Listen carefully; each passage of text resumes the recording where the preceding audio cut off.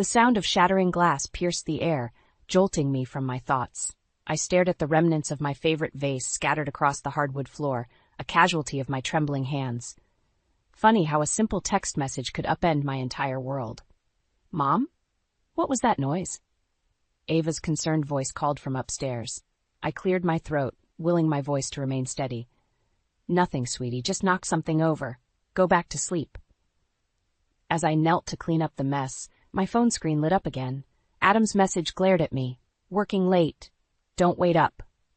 Working late. Right, the same excuse he'd been using for months now. I'd ignored the signs, convinced myself I was being paranoid. But tonight, everything changed. Earlier that evening, I'd received an anonymous email. A single photo attached. Adam, my husband of 20 years, locked in an embrace with a woman I didn't recognize. Young, blonde, beautiful. Everything I used to be. The doorbell rang, startling me. I glanced at the clock. 11:30 p.m. Who could it be at this hour? I opened the door to find my mother Ellen standing there. One look at her face told me she knew. "Oh, Laura," she said, pulling me into a tight hug. "I came as soon as I got your message." I hadn't realized I'd texted her. The past few hours were a blur. "Come in, Mom," I whispered, ushering her inside. "The kids are asleep." We settled in the kitchen, where Ellen immediately started brewing tea. Some things never change. My mother's belief that a cup of tea could solve any problem. "Have you confronted him?" Ellen asked, placing a steaming mug in front of me. I shook my head. "I don't even know where to start." "How do you ask your husband if he's having an affair?" Ellen's eyes hardened. "You don't ask, Laura. You tell him you know." "But what if I'm wrong? What if there's an explanation? Is there ever a good explanation for a married man embracing another woman like that?" I sighed, running my fingers through my hair. I can't believe this is happening. We were happy once, weren't we?" Ellen reached across the table, squeezing my hand. "You were. But people change, Laura. The question is, what are you going to do about it?" Before I could answer, the sound of a car pulling into the driveway made us both freeze. Adam was home. "I should go," Ellen said, standing up. I grabbed her arm. "No, please stay. I don't think I can face him alone." The front door opened, and Adam's footsteps echoed through the house. He appeared in the kitchen doorway, surprise flickering across his face at the sight of Ellen. "Ellen? What are you doing here so late?" My mother's voice was ice. "Supporting my daughter, something you seem incapable of doing lately." Adam's eyes darted between us, confusion turning to wariness.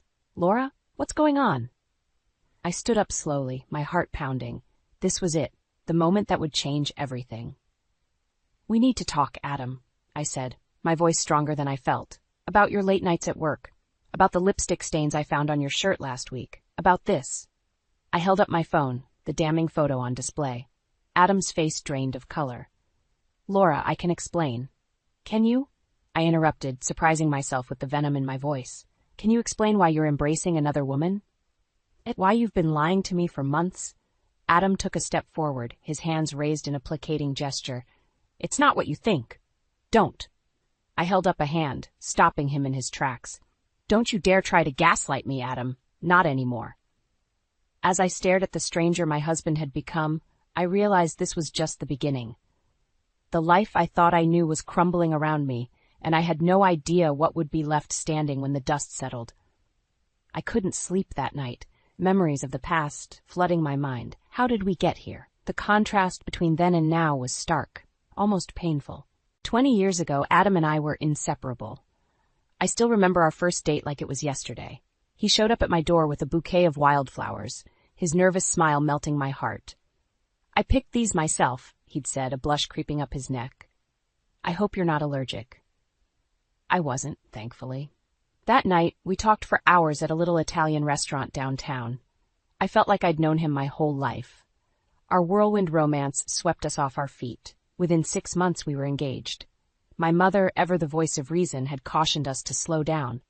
"Laura, honey," she'd said, concern etched on her face. "Are you sure about this? You've only known Adam for a short time." But I was sure, or at least I thought I was. The wedding was small but perfect.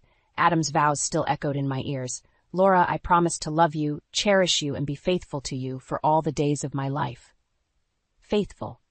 The word now felt like a mockery. Our early years were blissful. When Ava was born, Adam was the doting father I'd always dreamed of. He'd spend hours rocking her to sleep, singing off-key lullabies that made me laugh. Then came Michael, and our family felt complete. I threw myself into motherhood, while Adam focused on his career. It seemed like the perfect arrangement at the time. But somewhere along the way, things changed. The loving glances became fleeting, the conversations shorter. Adam started working later, coming home exhausted and irritable. A knock on my bedroom door jolted me from my reverie. "Mom?" It was Ava. "Can I come in?"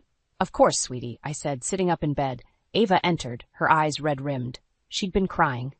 "I heard you and Dad fighting earlier. What's going on?" I patted the bed beside me, and she sat down, curling into my side like she used to as a child.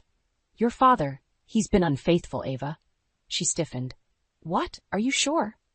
I nodded, feeling tears prick my eyes. "I have proof. A photo of him with another woman." "That bastard," Ava hissed, her sadness quickly turning to anger. "How could he do this to you, to us?" "I don't know, sweetheart. I wish I did." We sat in silence for a moment, both lost in our thoughts. Then Ava spoke up, her voice small. "What are you going to do?" It was the question I'd been avoiding all night. What was I going to do? The life I'd built, the future I'd planned, it was all crumbling around me.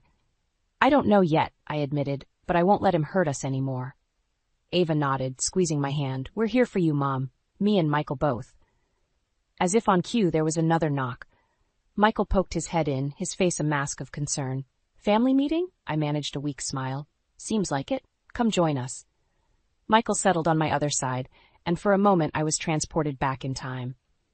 How many nights had we spent like this, cuddled together, reading bedtime stories? "Dad really messed up, huh?" Michael said, breaking the silence. I sighed. "He did, but we're going to get through this, together." As I held my children close, a new resolve settled over me.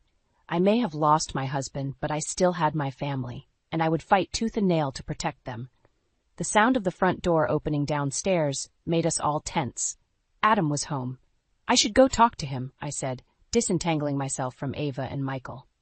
"We'll come with you," Ava insisted, her jaw set in determination. I shook my head.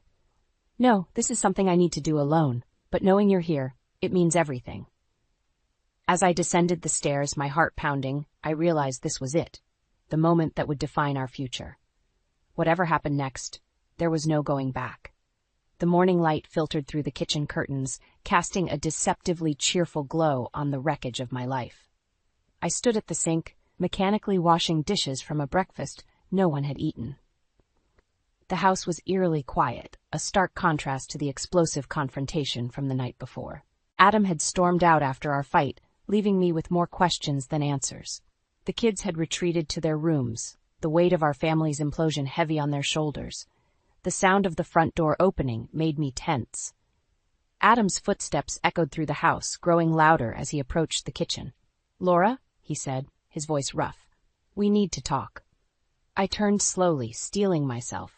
"About what, Adam? Your lies? Your betrayal?" He winced, running a hand through his disheveled hair. "I know I messed up, but you have to understand, things haven't been right between us for a long time. And that justifies cheating?" I spat, anger rising in my chest. "No, of course not. But what?" I interrupted, slamming a plate down on the counter. "You were lonely? Bored? Tell me, Adam, what excuse could possibly make this okay?" He stepped closer, his eyes pleading. "I never meant to hurt you, Laura. It just happened." I laughed bitterly. "Things don't just happen, Adam. You made choices. Choices that destroyed our family." "Our family was already broken," he shouted, his composure cracking. "You were so wrapped up in being the perfect wife and mother, you forgot about me." His words hit me like a physical blow. "How dare you?" I whispered, my voice trembling with rage. "I gave up everything for this family, my career, my dreams, and you have the audacity to say I forgot about you?" Adam's face softened, regret flickering in his eyes. "Laura, I didn't mean." "Get out," I said, my voice low and dangerous.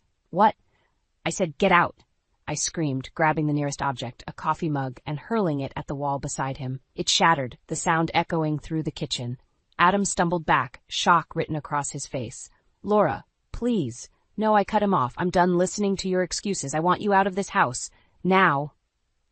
The sound of footsteps on the stairs made us both turn. Ava and Michael stood in the doorway, their faces a mix of concern and anger. "What's going on?"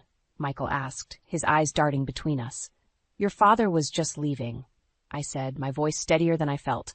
Adam looked at our children, desperation in his eyes. "Ava, Michael, please, you have to understand." "Understand what, Dad?" Ava interrupted, her voice cold. "That you cheated on Mom? That you broke apart our family?" "It's not that simple," Adam protested weakly. Michael stepped forward, his jaw clenched. "It is that simple. You betrayed us, Dad. All of us." The weight of their words seemed to crush Adam. He slumped, defeated. I'll go pack a bag," he mumbled, shuffling out of the kitchen. As soon as he was gone, my knees buckled. Ava and Michael were at my side in an instant, guiding me to a chair. "It's okay, Mom," Ava soothed, rubbing my back. "We're here." Michael nodded, his face set in determination. "We'll get through this together." I looked at my children, overwhelmed by their strength and support. Despite the pain and anger, a small spark of hope flickered in my chest. Maybe, just maybe, we could rebuild from this. The sound of Adam's footsteps on the stairs made us all tense. He appeared in the doorway, a duffel bag slung over his shoulder. I'll be staying at a hotel," he said, his voice hollow. "I'm sorry, for everything." As he turned to leave, a thought struck me. "Adam," I called out, my voice surprisingly steady. "Who is she?" He froze, his back to us. "What? The woman in the photo. Who is she?" Adam's shoulders slumped. He turned slowly, his face a mask of guilt and shame. "Her name is Gwendolyn," he said softly. She's my coworker." The revelation hit me like a punch to the gut. Not only had he cheated, but he'd brought his affair into our everyday lives. How many times had I heard that name in passing? How many company parties had I attended, unknowingly, standing in the same room as the woman who was destroying my marriage? As Adam walked out the door, I felt something shift inside me. The pain was still there, raw and aching, but alongside it was a new emotion. Determination. I would not let this break me. I would not let Adam's betrayal define the rest of my life. I looked at Ava and Michael, drawing strength from their presence. "We're going to be okay," I said, surprising myself with the conviction in my voice. "It won't be easy, but we'll get through this." And for the first time since this nightmare began, I actually believed it. The days following Adam's departure blurred together in a haze of grief and anger. I found myself going through the motions, barely registering the concerned looks from Ava and Michael. But as the initial shock began to wear off, a new emotion took hold: determination. I sat at the kitchen table, staring at the business card in my hand. "Hawkeye Investigations," it read in bold letters. My mother's words echoed in my mind. "Sometimes, Laura, you need to fight fire with fire." With trembling fingers, I dialed the number. "Hawkeye Investigations, how can we help you?" a gruff voice answered. I took a deep breath. I need to hire a private investigator." An hour later, I sat across from Jack Hawkins, a weathered man with kind eyes that had seen too much. As I poured out my story, he listened intently, jotting down notes. "Mrs. Thompson," he said when I finished, "I'll be straight with you. What I find might not be easy to hear. Are you sure you want to do this?" I nodded, my resolve strengthening. "I need to know the truth, Mr. Hawkins. All of it." As Jack left, promising updates soon, Ava walked in. Her eyes narrowed at the sight of his business card on the table. "Mom, what are you doing?" she asked, her voice laced with concern. I sighed, bracing myself for her reaction. "I've hired a private investigator, sweetie, to find out more about your father's situation." Ava's eyes widened. "Is that really necessary? I mean, we already know he cheated." "It's not just about the affair, Ava," I explained, my voice stronger than I felt. "I need to know what else he might be hiding, for my own peace of mind and for our family's future." Ava sat down, her face a mix of emotions. "I get it, Mom, I do, but are you sure you're ready for whatever he might find?"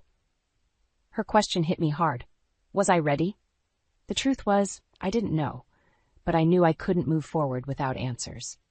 "I have to be," I said softly. The next few days were a whirlwind of activity. I threw myself into researching divorce laws, meeting with financial advisors, and trying to piece together a future I never thought I'd have to face. It was during one of these late-night research sessions that my phone buzzed with a text from Jack. "Found something. Meeting tomorrow, 2 p.m. My heart raced as I walked into Jack's office the next day. He greeted me with a grim expression that made my stomach churn. "Mrs. Thompson," he began, I've uncovered some concerning information about your husband's finances. He slid a folder across the desk. With shaking hands, I opened it, my eyes widening as I scanned the documents inside. These are bank statements, I murmured, confusion clouding my mind. But these amounts, they're huge. Where is all this money coming from? Jack leaned forward, his voice low. From what I've gathered, your husband has been involved in some questionable business dealings, possibly embezzlement. The room spun around me. Embezzlement? Adam? It seemed impossible, and yet. There's more, Jack continued, his tone gentle but firm. The woman he's been seeing, Gwendolyn, she's not just a co-worker. She's the CEO's daughter. The pieces suddenly clicked into place. The late nights, the secretive phone calls, the unexplained business trips. It all made a horrible kind of sense. Mrs. Thompson, Jack said, pulling me from my seat, given the nature of these findings, I have to ask, what do you want to do next? I stared at the damning evidence before me, my mind racing. This wasn't just about a broken marriage anymore. This was about illegal activities, about a man I thought I knew turning out to be a stranger. In that moment, I knew I had a choice to make. I could confront Adam, risk tipping him off and potentially losing everything, or I could bide my time, gather more evidence, and ensure that when I made my move, it would be decisive. Looking up at Jack, I felt a steely resolve settle over me. I want to know everything, I said, my voice steady. Every detail, every transaction, and then I'm going to make sure Adam pays for what he's done. As I left Jack's office, my phone buzzed with a text from Adam. We need to talk. Dinner tonight? Little did he know, our conversation was about to take a very different turn than he expected. I sat in my car outside the upscale restaurant, my heart pounding. Adam's text inviting me to dinner had been unexpected, but I saw it as an opportunity to confront him, to see if he'd come clean about Gwendolyn and his shady business dealings. Taking a deep breath, I stepped out of the car. As I entered the restaurant, I spotted Adam at a corner table, looking nervous. Good, Laura, he said, standing as I approached. Thank you for coming. I sat down, my face a mask of calm I didn't feel. You said we needed to talk, Adam. So talk. He fidgeted with his napkin, avoiding my gaze. I've been doing a lot of thinking, Laura, about us, about our marriage. I think we should try to work things out. I almost laughed. After everything, this was his play? Work things out? Work things out? I repeated, my voice dangerously low. And how exactly do you propose we do that, Adam? Should we just pretend you didn't cheat on me, that you didn't destroy our family? Adam's face paled. Laura, please, I know I made mistakes, but... Mistakes? I interrupted, my anger finally boiling over. Is that what you call sleeping with your boss's daughter? Embezzling money from your company? His eyes widened in shock. How did you? I hired a private investigator, I said, relishing the fear that flashed across his face. I know everything, Adam. About Gwendolyn, about the money, all of it. Adam slumped in his chair, defeat written across his features. Laura, I can explain. Save it, I snapped. I don't want to hear your excuses. What I want to know is why. Why did you do it, Adam? Was our life together not enough for you? He ran a hand through his hair, looking suddenly old and tired. I don't know. It started small, just a few numbers moved around. Then Gwendolyn found out, and she blackmailed me, said she'd tell her father if I didn't keep it going. I felt a surge of disgust. So you slept with her to keep her quiet? And kept stealing to... what? Buy her silence? Adam nodded miserably. I never meant for it to go this far, Laura. I swear I was going to tell you everything, find a way to make it right. Make it right? I laughed bitterly. There's no making this right, Adam. You've broken our marriage, our family, and the law. Do you have any idea what this means for us, for our children? The mention of Ava and Michael seemed to hit Adam hard. The kids, he whispered. God, what have I done? As I watched my husband crumble before me, I felt a strange mix of emotions. Anger, yes, but also pity. And beneath it all, a steely resolve. I'm leaving you, Adam, I said, my voice steady. I'm filing for divorce and I'm taking the kids. You need to turn yourself in, confess to the embezzlement before they find out on their own. Adam's head snapped up, panic in his eyes. Laura, please, you can't. If this gets out, I'll lose everything. My job, my freedom. You should have thought of that before you started stealing. I cut him off. You have a choice to make, Adam. Turn yourself in or I'll go to the police myself. As I stood to leave, Adam grabbed my arm. Wait, Laura, please, just give me some time. Let me try to fix this. I looked down at him. This man I once loved, now a stranger. You have 48 hours, Adam. After that, I'm doing what I have to do to protect our family. Walking out of the restaurant, I felt a weight lift from my shoulders. For the first time in years, I was taking control of my life. The road ahead would be hard, but I was ready to face it. My phone buzzed with a text from Ava. Everything okay, Mom? How did it go with Dad? I took a deep breath, steeling myself for the conversation to come. It was time to tell my children the whole truth, no matter how painful. As I drove home, I realized that this was just the beginning. The real fight was yet to come. But I was ready for it. Ready to reclaim my life, protect my children, and face whatever challenges lay ahead. For the first time in years, I felt truly alive. The 48-hour ultimatum I'd given Adam ticked away like a time bomb. I spent those hours in a frenzy of activity, meeting with lawyers, gathering documents, and steeling myself for what was to come. As the deadline approached, I felt a strange calm settle over me. Whatever happened next, I was ready. I just finished explaining everything to Ava and Michael when my phone buzzed. Adam's name flashed on the screen. Laura. His voice was tight with panic. I need more time. Please, I'm trying to fix this. I closed my eyes, fighting back a wave of anger. Fix what, Adam? The affair? The embezzlement? Our broken marriage? All of it, he pleaded. I've talked to Gwendolyn. We can make this right. Just give me a chance.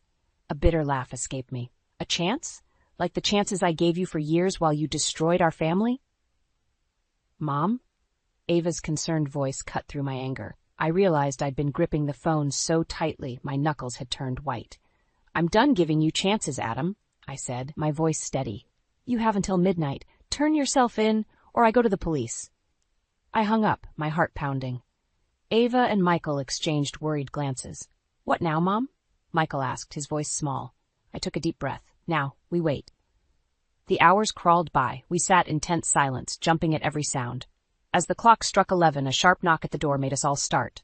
I opened it to find two stern-faced police officers. Mrs. Thompson? One asked. We need to ask you some questions about your husband. My stomach dropped. Has something happened to Adam? The officer's face remained impassive. Ma'am, your husband has been arrested. We have reason to believe you may have information about his activities. The world seemed to tilt on its axis. Adam? Arrested? Despite everything, I never thought he'd actually face consequences. Mom? Ava's voice trembled. What's going on? I turned to my children, their faces pale with shock. It's okay, I said, trying to sound more confident than I felt. Everything's going to be okay. The next few hours were a blur of questions, statements, and barely contained panic. By the time the police left, promising to return with more questions, I felt hollowed out. I can't believe Dad's really going to jail, Michael muttered, staring blankly at the wall. Ava nodded, her eyes red-rimmed. What are we going to do now? Their words hit me like a physical blow. In my determination to see justice done, I'd forgotten about the collateral damage. My children's lives were about to be turned upside down, their father branded a criminal. As if on cue, my phone rang again. An unknown number. Hello? I answered warily. Is this Laura Thompson? A smooth, feminine voice asked. Yes, who is this? This is Gwendolyn Carter, the voice replied, sending a chill down my spine. I think it's time we talked, don't you? I gripped the phone tighter, my mind racing. Gwendolyn, Adam's mistress, the catalyst for this whole mess. What could she possibly want now? I'm listening, I said, my voice cold. Not over the phone, Gwendolyn replied. Meet me at the Bluebird Cafe in an hour. Come alone. Trust me, you'll want to hear what I have to say. The line went dead before I could respond. I stared at the phone, my heart pounding. Every instinct screamed that this was a trap, that I should stay far away from Gwendolyn and her machinations. But a small voice in the back of my mind whispered that this might be my chance to get answers, to understand the full scope of Adam's betrayal. I looked at Ava and Michael, their faces etched with worry and confusion. Could I really leave them now, when they needed me most? But if there was any chance Gwendolyn had information that could help us navigate this nightmare, didn't I owe it to my children to find out? I have to go out for a bit, I heard myself say, my voice sounding distant to my own ears. Will you two be okay here? They nodded, clearly sensing the gravity of the moment. As I grabbed my keys and headed for the door, I felt like I was standing on the edge of a precipice. Whatever happened at this meeting with Gwendolyn, I knew our lives would never be the same again. With one last look at my children, I stepped out into the night, ready to face whatever came next. The Bluebird Cafe was nearly empty when I arrived, my nerves frayed and my heart racing. In a corner booth sat a striking blonde woman, her perfectly manicured nails tapping impatiently on the table. Gwendolyn. As I approached, she looked up, a cold smile playing on her lips. Laura, so nice to finally meet you. I slid into the booth, my voice tight.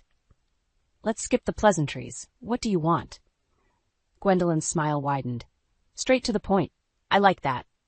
She reached into her purse, pulling out a thick manila envelope.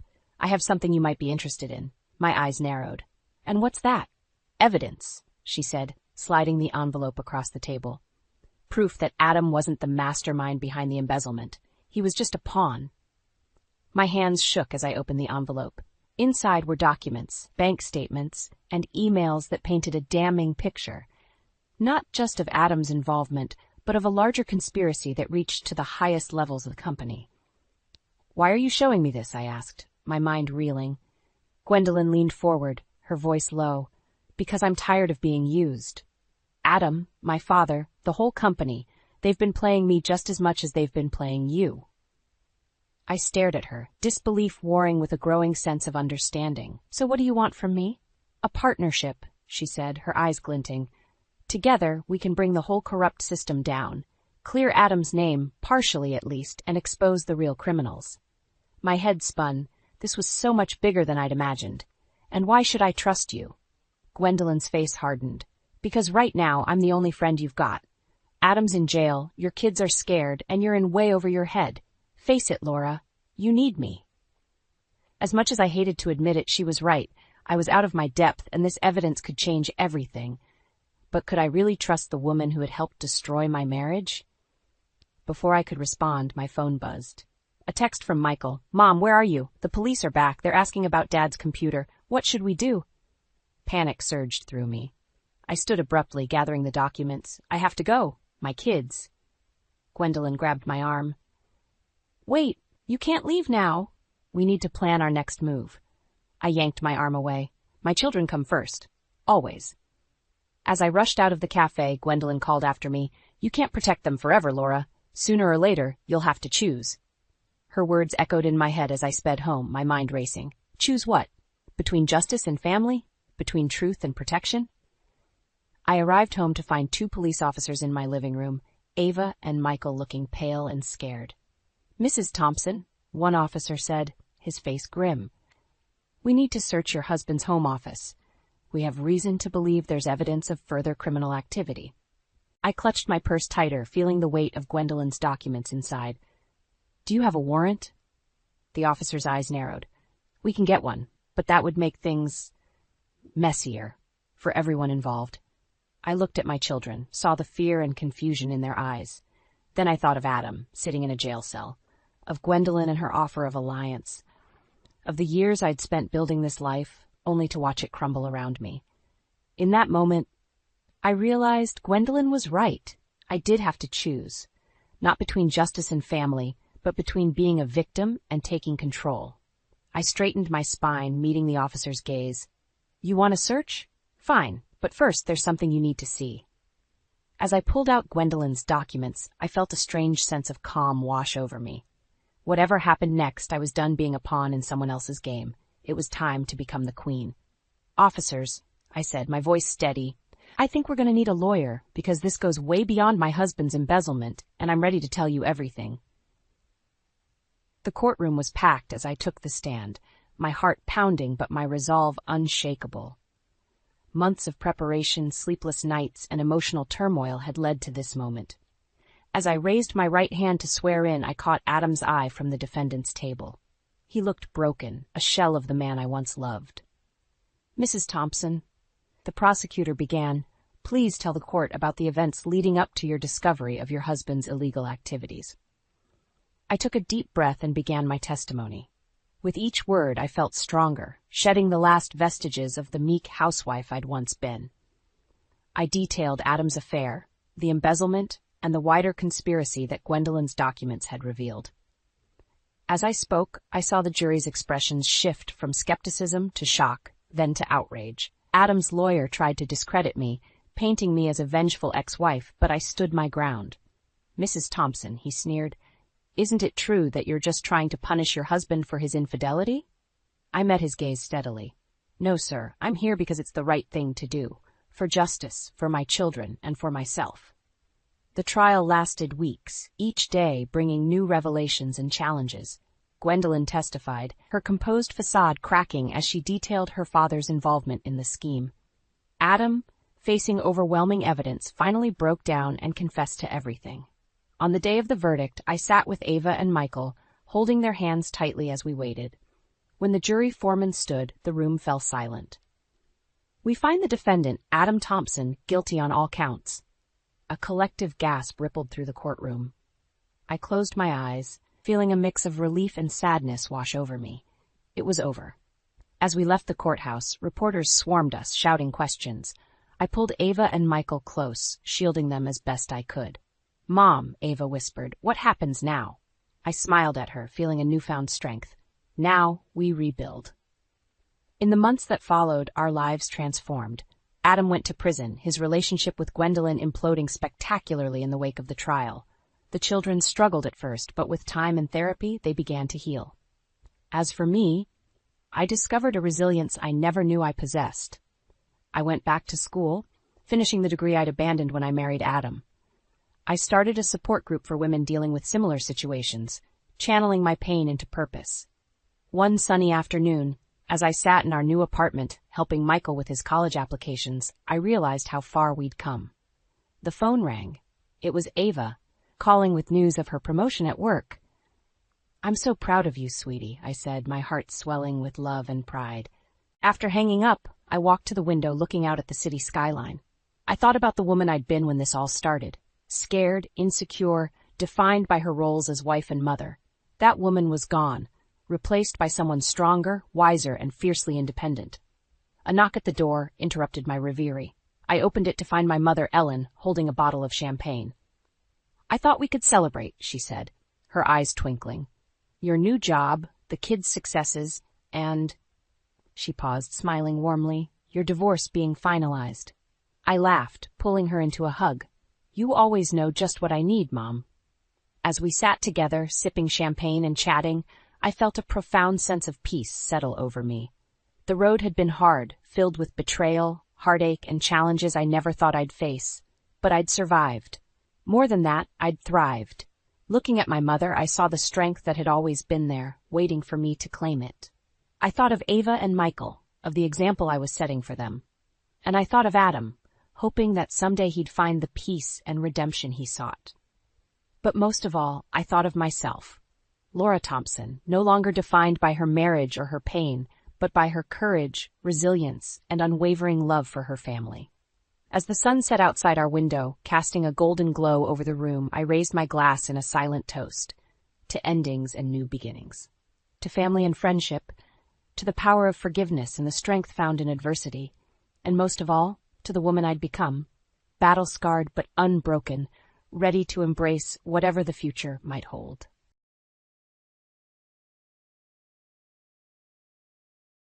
"Ellie, can we talk?" His voice was low, hesitant. I nodded, leading him to a private corner. "What is it, Jack?" I asked. I'm sorry, Ellie, for everything. I was wrong, so wrong. Can you ever forgive me?" His eyes searched mine, looking for a hint of the softness he once knew. "Jack, I forgave you a long time ago, for my sake, not yours. But forget and forget are two different things. What we had is over, and it's staying that way." He nodded, a resigned slump to his shoulders. "Can I see Danny? I want to try to be a part of his life again." I hesitated, thinking of our son who had grown so much in the absence of his father. "I'll talk to Danny about it. If he wants to see you, then I won't stop him. But it'll be his decision." Later, when I asked Danny, he shook his head, his decision firm. "I don't know him, Mom. I don't want to." Jack had made his bed. and now he had to lie in it, far away from us. In the meantime, the salon grew into a chain. I wasn't just fixing nails anymore. I was setting standards in the beauty industry. The profits were more than I ever dreamed, but what truly fulfilled me was planning to open a network of schools teaching manicure techniques. Danny, now in high school, had taken up art, his talent blooming under the care of his teachers and his proud mom. Watching him at his easel, brush in hand, creating worlds more colorful and kind than the one we'd fought so hard to mend, I knew I'd made the right decisions. My boy was going to be all right. We both were. My name's Ellie, and if you were to look at my life now, you might not guess where I started. Born to a family that had more love than money, I learned early to stand on my own 2 feet. College was a dream too expensive to entertain, so straight out of high school, I was ringing up groceries at a local store. I turned 25, still punching that same clock, dreaming of something, anything that might break the monotony. That's when Jack walked into my life. It was at a casual thrown by mutual friends. He had that easy smile and a way about him that just, I don't know, made you want to be around him. "Hey, I'm Jack, and who might you be?" he said, leaning against the kitchen counter with a beer in hand. "I never leave mine."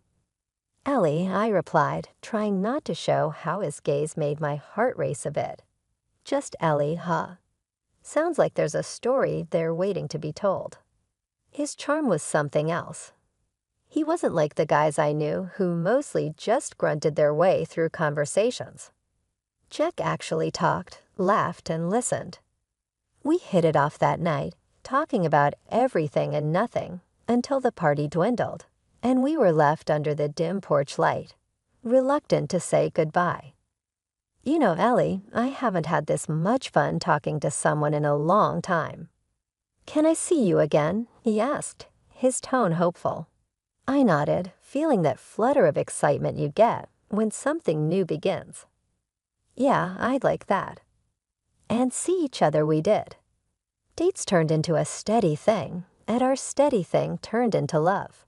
Or at least I thought it was love.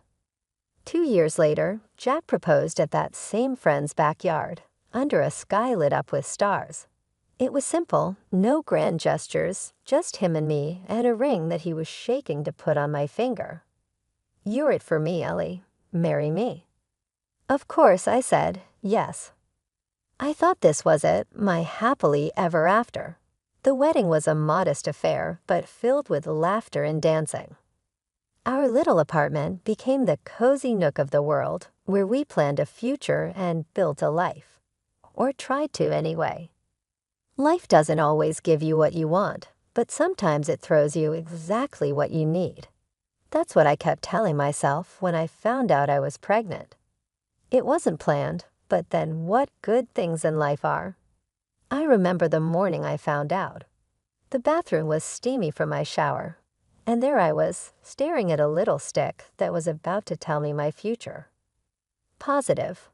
My heart did somersaults, excitement, fear, joy, panic, all of it mixing up inside me like a storm. Breaking the news to Jack wasn't easy.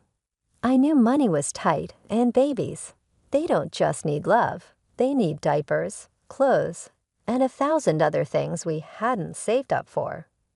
But this felt right, if only to me. I waited for Jack to come home that evening. He was late again. The clock ticked too loud as I rehearsed what to say. "Jack, we need to talk," I started, my voice shaky. "What's up?" he asked, barely looking up as he dropped his keys on the table. I took a deep breath. "I'm pregnant." Jack froze, his eyes finally meeting mine. There was a silence, heavy and thick, before he finally spoke. "Pregnant, Ellie? How did this happen?" I almost laughed. "Well, you know how it happens, Jack. I was careful, we were careful, but sometimes life has other plans." He ran a hand through his hair, looking around the room as if he'd find some answer or escape scribbled on the walls. We can't afford a baby right now. Ellie, we just can't. Things are tight as is. I felt a sting in his words, but I pushed on. I know money's tight, but we can make this work.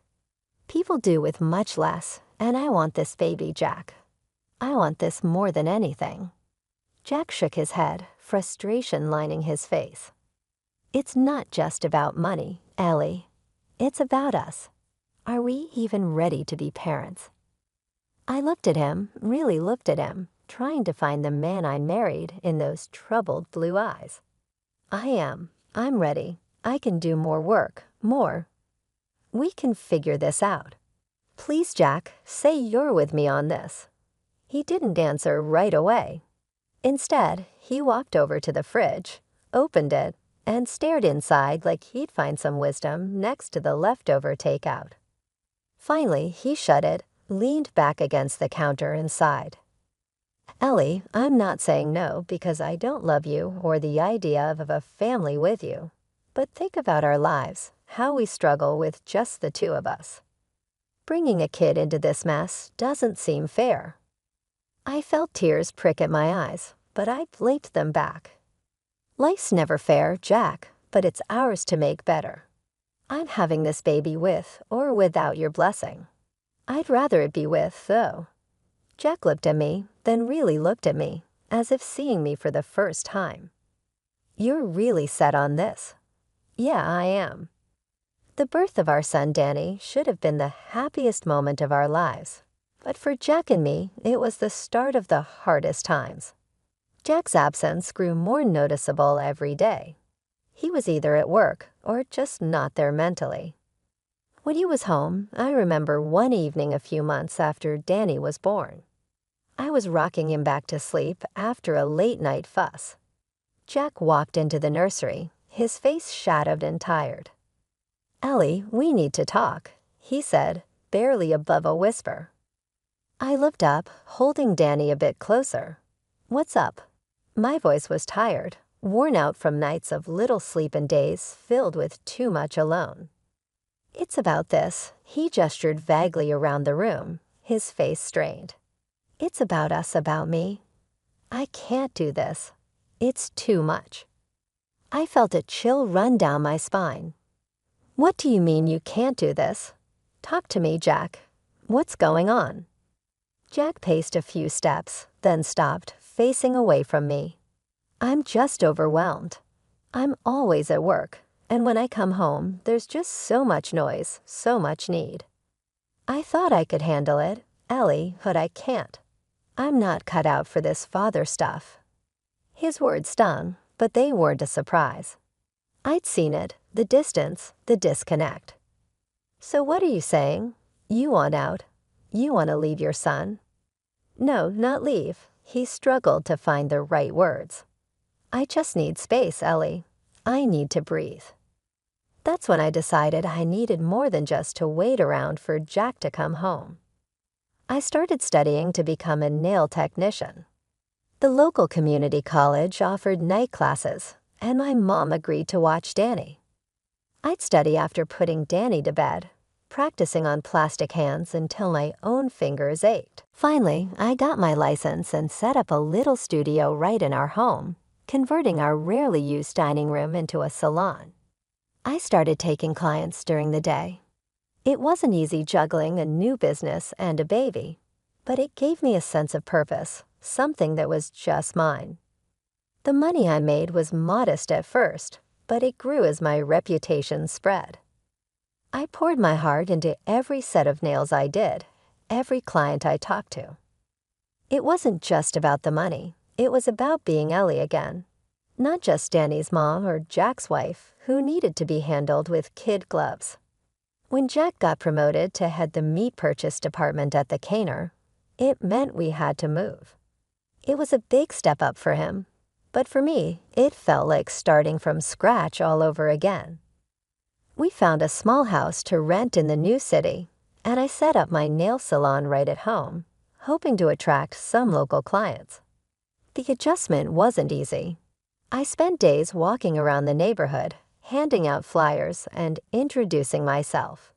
Slowly, clients started trickling in, drawn in by word of mouth and my promise of a neighborly touch in their beauty routines. But Jack wasn't happy. One evening, after I'd finished with a client, he burst out, "Can't you take that stuff somewhere else? The house is always dusty, smells of your chemicals. I can't even relax in my own home." I was wiping down my table, and I stopped, looking at him. "This is how I make our living too, Jack. My clients are important to me." "Yeah, well, it's annoying," he snapped before storming out, leaving me standing in a silent house that suddenly felt too small for the both of us. Despite the rough start, my salon began to pick up. I was making good money, enough to think about renting a space outside our home. But the thought of starting in a new location with the risk of not attracting enough clients weighed heavy on me. One day, I mentioned it to Jack, trying to gauge his thoughts. "I'm thinking about renting a space for the salon. It might be better for us, for the house," I said. He just shrugged, his mind on other things. "Do what you want, Ellie. Just make sure it doesn't come back to bite us." His indifference stung, but it was nothing new. Jack's life was changing too. With his bigger salary, he started taking more care of himself, hitting the gym, buying fancy clothes, and attending social events. Events I was never invited to. One night, he was dressing up for another one of those parties, and I couldn't help myself. I had to ask, "Why don't you ever take me with you?" He looked at me through the mirror, a frown lining his forehead.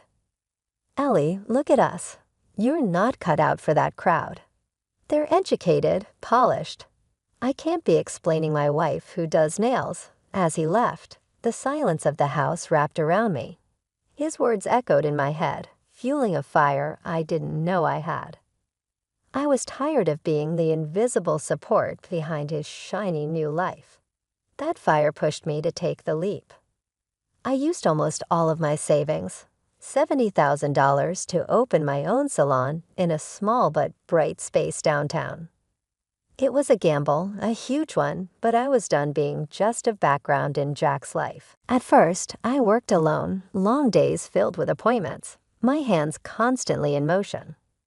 The salon slowly gained a reputation for quality and care, and soon I had enough clients to hire 2 more technicians. One morning, as I was opening up the salon, Jack came in. It was early, and he looked out of place in his business suit among the pastel colors and nail polish racks. "What are you doing here, Jack?" I asked, surprised to see him. "I heard you hired more people." "Sounds like you're getting serious about this," he said, looking around with a mix of curiosity and disdain. "Yes, I am serious. This salon is going to succeed with or without your approval," I said firmly, meeting his gaze. Jack smirked, a cold, humorless curl of his lip. "Just be careful, Ellie. Don't come crying to me if it all falls apart." As he left, I turned back to my salon, pride swelling in my chest.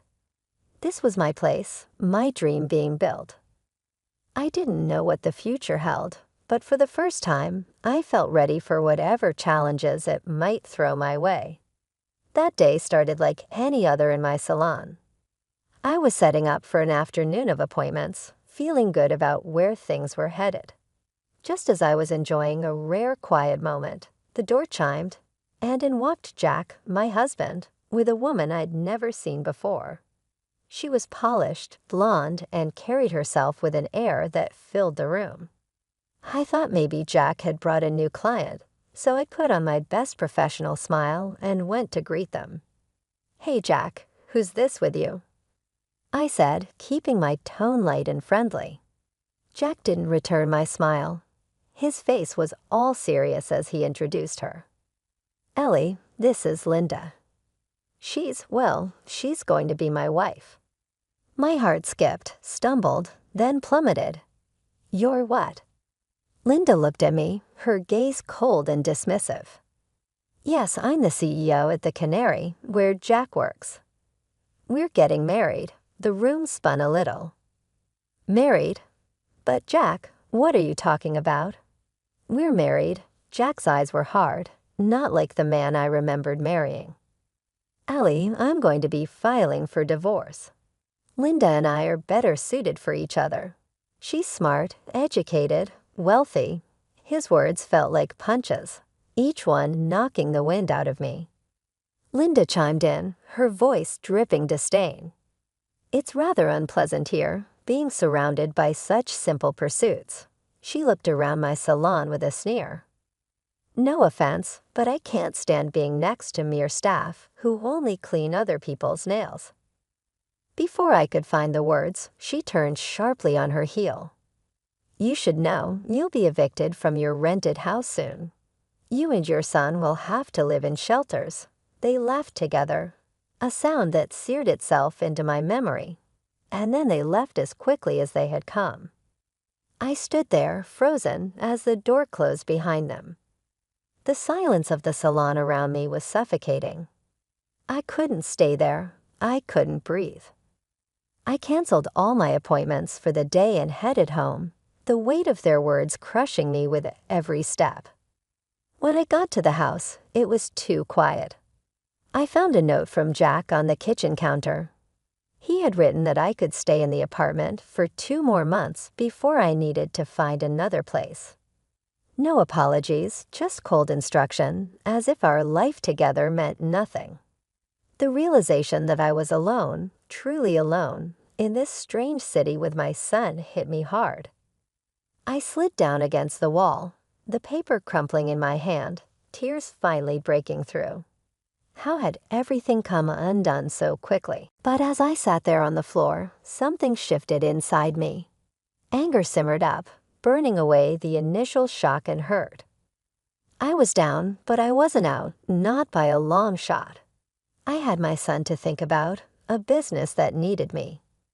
I focused all my energy on the salon. I started by blasting social media with posts, offers, and before and after photos of my clients. I printed flyers and distributed them all around the neighborhood, offering deals for first-time visits. It didn't take long for the word to spread and for my booking calendar to fill up. We were booked solid for 3 weeks straight, and I had never been busier or more motivated. I moved us into a small apartment right above the salon. It wasn't much, but it was ours, and it was enough. From our windows, we could see the life of the street below, and I liked the closeness of it all. Work just downstairs, home up here.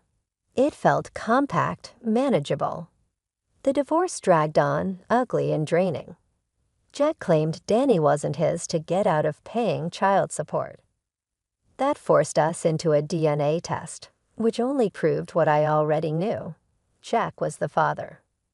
The court didn't take kindly to his antics and ordered him to pay up for child support. It was a small victory in the midst of a lot of pain. Despite the chaos, the salon became my refuge. I threw myself into my work, arriving early to open up and staying late to clean up, making sure every part of the business ran smoothly. My hands were constantly in motion, painting, filing, shaping.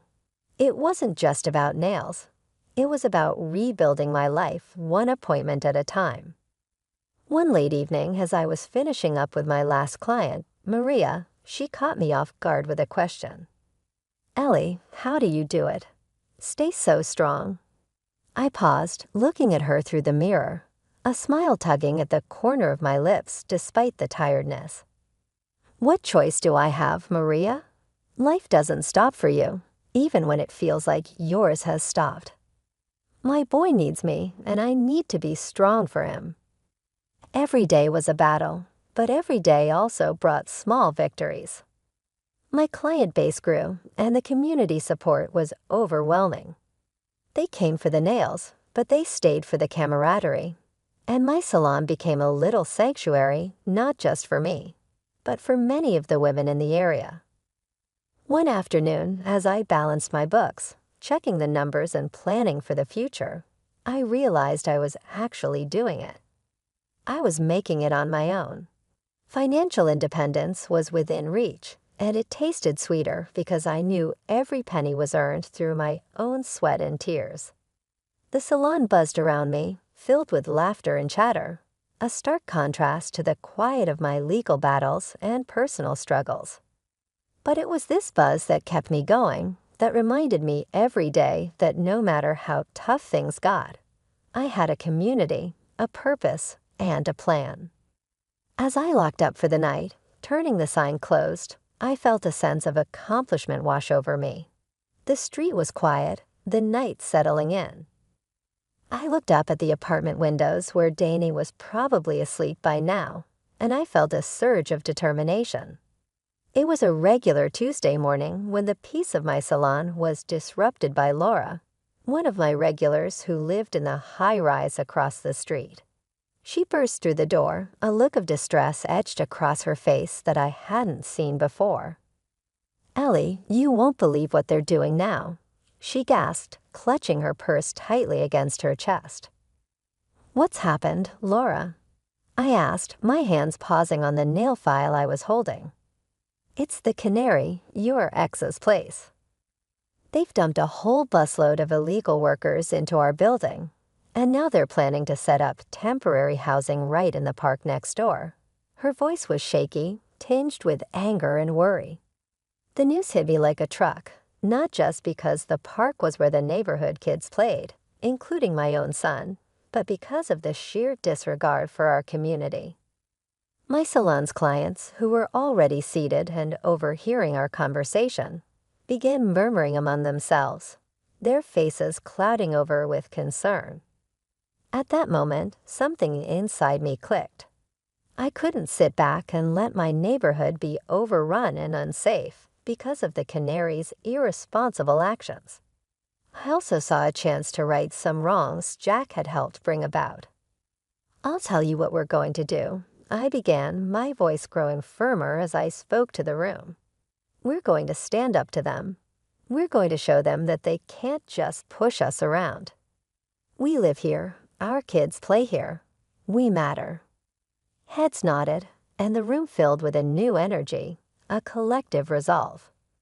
"I'm going to organize a meeting here tomorrow. We'll plan our next steps. Tell your neighbors, bring your friends. We're in this together," I declared. Over the next few days, I turned my salon into a makeshift community center. We created signs, drafted petitions, and planned peaceful protests. I led the charge, fueled not just by my civic duty, but by a deep-seated desire to challenge Jack and the destructive path he was part of. Then one afternoon, as we were preparing signs for another rally, Jack showed up at the salon, Linda in tow. They both looked unusually meek, a stark contrast to their usual haughty demeanor. "Ellie, can we talk?" Jack asked, glancing around at the bustling salon-turned-activist hub. I stepped closer, crossing my arms. "Sure, Jack. What's so important?" He glanced at Linda, who hesitated before pulling out an envelope. "We want to make you an offer, Ellie. This should cover all your troubles. Just stop this protest. Let the Canary do its business." I peeked into the envelope she handed me. It was filled with $100,000. My heart raced, but my resolve didn't waver. "You think you can buy me off? Buy off our safety and well-being?" I scoffed, pushing the envelope back into her hands. "You can keep your dirty money. I'm not stopping until you pull back your plans for the park and treat your workers right." Jack's face hardened. "You're making a big mistake, Ellie." "No, Jack," I shot back, a steely edge to my voice. "The only mistake was thinking you could come here and push us around. I suggest you take your offer, turn around, and get out of this city while you still can." Linda, her face a mask of disbelief, turned on her heel, with Jack trailing behind her. They knew they were defeated, at least for now. It all escalated when Jack and Linda, blinded by greed, began tearing down trees in our local park to build housing for illegal workers. I couldn't just stand by. I took to social media, aired the issue on local TV, and the uproar that followed was louder than anything our town had ever seen. The story caught fire, and soon even the governor was knocking on our door, or rather the canary's door. The state sent inspectors and the immigration service, who found more wrongs than rights. The plant was slapped with fines so steep that Jack and Linda's empire crumbled under the weight of legal debts. They were forced to sell the factory, and the new owners turned it around, offering legitimate jobs with decent pay to city residents. As for me, the community started calling me a hero, though I never felt like one. I was just a woman who loved her neighborhood enough to fight for it.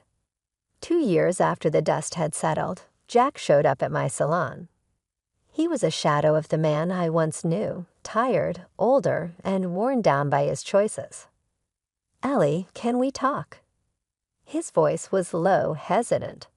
I nodded, leading him to a private corner. "What is it, Jack?" I'm sorry, Ellie, for everything. I was wrong, so wrong. Can you ever forgive me?" His eyes searched mine, looking for a hint of the softness he once knew. "Jack, I forgave you a long time ago, for my sake, not yours. But forgive and forget are two different things. What we had is over, and it's staying that way." He nodded, a resigned slump to his shoulders. "Can I see Danny? I want to try to be a part of his life again." I hesitated, thinking of our son who had grown so much in the absence of his father. "I'll talk to Danny about it. If he wants to see you, then I won't stop him. But it'll be his decision." Later, when I asked Danny, he shook his head, his decision firm. "I don't know him, Mom. I don't want to." Jack had made his bed, and now he had to lie in it, far away from us. In the meantime, the salon grew into a chain. I wasn't just fixing nails anymore. I was setting standards in the beauty industry. The profits were more than I ever dreamed, but what truly fulfilled me was planning to open a network of schools teaching manicure techniques. Danny, now in high school, had taken up art, his talent blooming under the care of his teachers, and his proud mom watching him at his easel, brush in hand, creating worlds more colorful and kind than the one we'd fought so hard to mend. I knew I'd made the right decisions. My boy was going to be all right. We both were.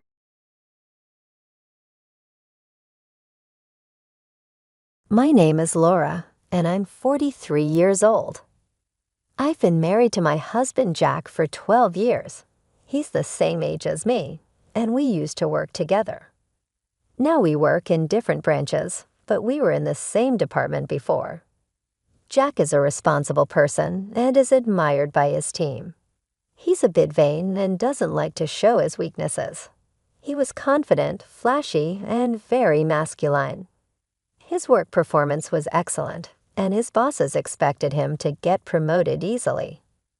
On the other hand, I'm more low-key and not very noticeable. I was surprised when Jack pursued me passionately because our personalities are so different. After dating for 3 years, he proposed to me with a big bouquet of roses. I had never felt so loved by a man before, so I accepted his proposal right away. I couldn't wait to start our wonderful life together. However, we ended up living with my in-laws without any prior discussion. I wanted to refuse, but Jack was firm about it. "My parents are good people, so everything will be fine," he said.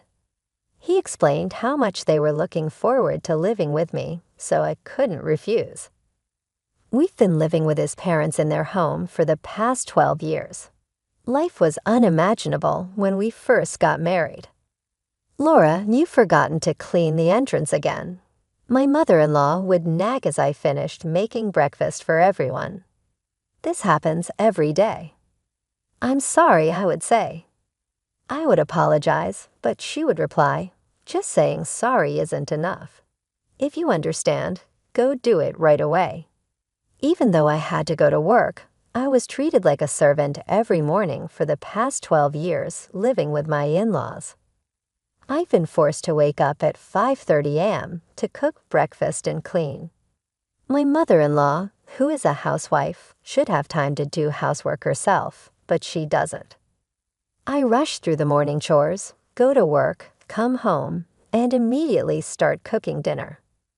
By the time I go to bed, I'm so exhausted that I almost pass out. This has been going on for so long that I've become weak and often feel unwell. The cause is probably stress. Do the cleaning properly. I don't want the neighbors to think we're neglecting it. My mother-in-law would say as she relaxed in the living room, eating the breakfast I made. "If you don't finish quickly, you'll be late for work," she would add. Even with this going on, my husband never once stood up for me.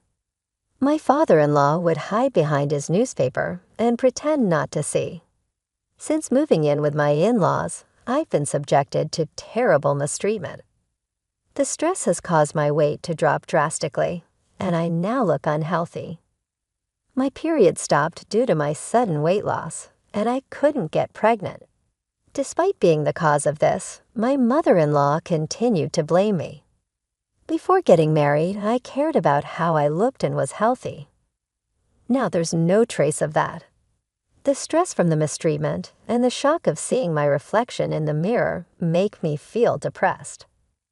I had become completely submissive to my mother-in-law.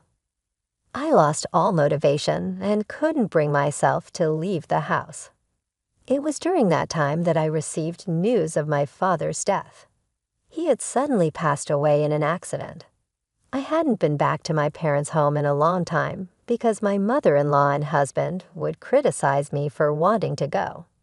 I deeply regret not visiting more when I heard that my father had passed away. My parents' home is about an hour's drive from my in-laws' house, so it's not too far away. I asked them if they would come to my father's funeral. "My father's funeral is happening," I said. "Well, we won't be going. Just have your family there, okay?" They cut me off before I could finish speaking. I never thought they could be so heartless.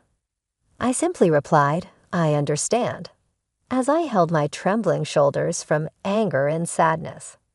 Many people attended my father's funeral. He was self-employed and knew a lot of people. Everyone who came to the funeral shed tears, showing how much my father was loved. "Laura, it's been a while. You've lost so much weight. What happened?" My mother, who I hadn't seen in a long time, was surprised at my thin appearance. "Oh, it's nothing," I said. "You're not sick, are you?" I can't bear to lose you too. My mother, who had just lost her husband, thought I was ill and started crying. "I'm not sick, Mom. I'm fine." "Don't worry," I calmed her down, and we took a break in the waiting room. "Well, if you're not sick, what is it?" she asked. I thought about my interactions with my mother-in-law and husband. Even when they learned my father had passed away, they didn't say a single thing to comfort me. Anger bubbled up inside me, and I decided to tell my mother about my life with my in-laws. "Actually, I've been experiencing what you might call bride bullying." "I'm just so tired," I said, looking down. She looked at me with a worried expression. "I'm glad you're not sick, but I can't relax at all. Is that the reason you haven't been visiting as much?" I nodded, and my mother handed me a piece of paper. "Read it for yourself and think carefully about what to do next." The paper she gave me was my father's will. My meticulous father had left a will in case something happened. It included information about inheritance as well. I found out I would get $950,000. You could decide how to use it, my mother said. I was shocked by the large amount, but at the same time, I felt hope. I could finally leave my in-laws' home. With this money, I could build a house and start a new life. I went back to my in-laws' house and did the housework as usual. On days when I had plans, the house got messier than usual. It couldn't be helped since there was no one to clean.